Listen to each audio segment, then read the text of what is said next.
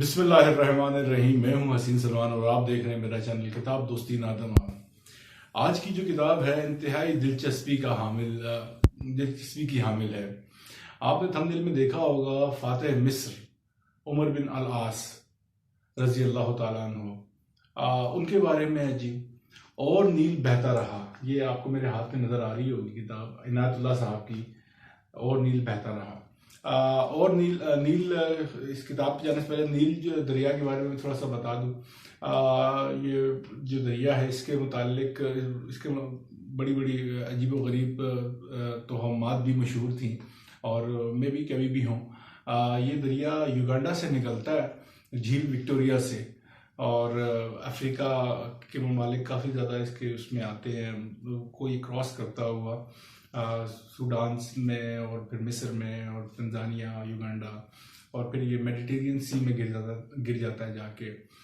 6,650 kilometre का तकरीबन इसका जो है ये डिस्टेंस कवर करता है, उसी के ऊपर है।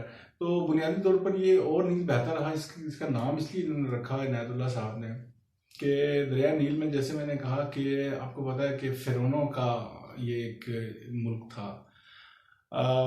तोहमात भी इससे बहुत ज़्यादा वो थी शामिल इसमें, इसके साथ एक लंबे अरसे से ही।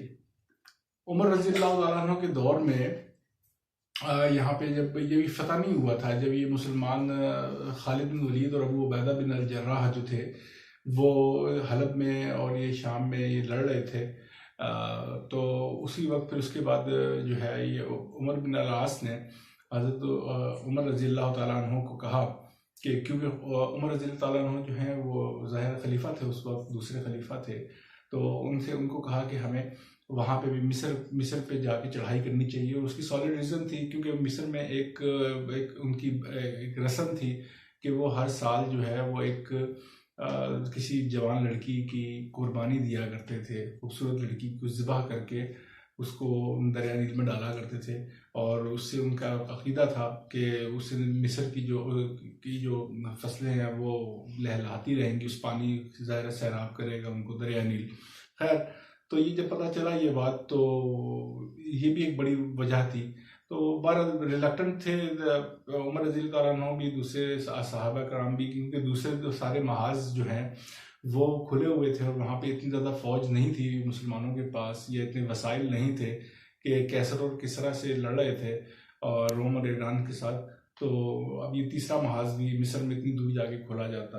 खैर, ताइद इज़्ज़ी थी, तो उमर बिन अल आस ने एक वाक़या भी बयान किया उमर रज़ी अल्लाह तआला अन्हु से कि जब वो इस्लाम नहीं लाए थे तब वो मिस्र ताजिर थे और तिजारत के सिलसिले में मिस्र गए थे, तो उनको एक वाक़या कुछ इस तरह हुआ था, ये इस्लाम लाने से पहले का वाक़या है, कि वहाँ पे कोई खेल का मैदान था, खेल और तमाशे वगैरह मेला लगा हुआ था, तो वहाँ पे बड़े बड़े रईस भी बैठे हुए थे वहाँ उस मैदान में।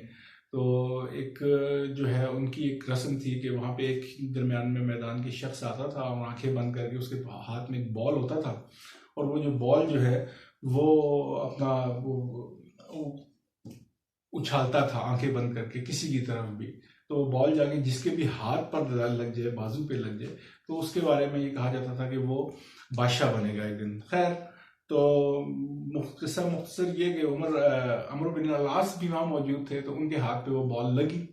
तो जब वो लोगों ने देखा कि ये लगी है और उमर बिन अल आस की तरफ देखा कि ये कौन शख्स है, तो पता चला ये मक्का से आया हुआ एक आदमी है, तो सब ने आपका मजाक उड़ाया। आप उस टाइम इस्कंदरिया में थे, अलेक्जेंड्रिया जिसको कहते हैं।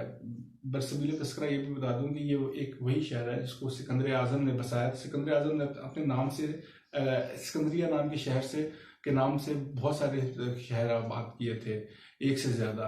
तो उसमें से एक शहर ये मिस्र में भी था, अलेक्जेंड्रिया, सिकंदरिया जिसको कहते हैं, ये वहीं पे थे।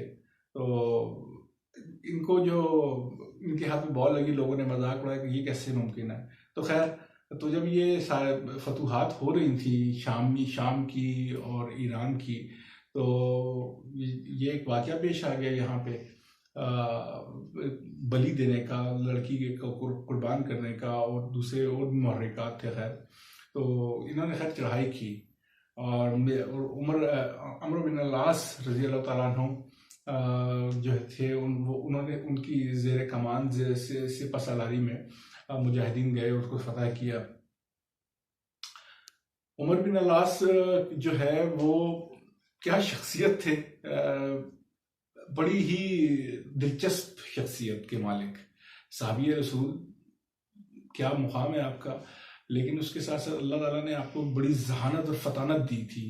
ऐसी ऐसी चालें चलते थे कि बल्कि इसको कहा जाए कि वो स्वांग भी रचाते थे। मतलब ऐसे ऐसे वो अपने आप को गेटअप कर लेते थे दुश्मनों के लिए कि दुश्मन पहचान भी नहीं पाते थे, और अपनी ऐसे से वो भेस बदल के दुश्मनों के अंदर चले जाते थे, और वहाँ से ऐसी ऐसी खबरें वो ले आते थे निकाल के कि जो उनके लिए बड़ी फायदेमंद होती थी।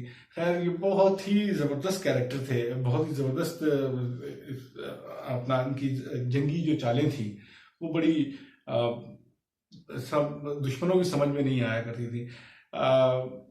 पढ़िए इस किताब को, मैं ज़रूर रिकमेंड करूँगा जी। ये और नील बहता रहा इनायतुल्लाह साहब ने जो लिखी है।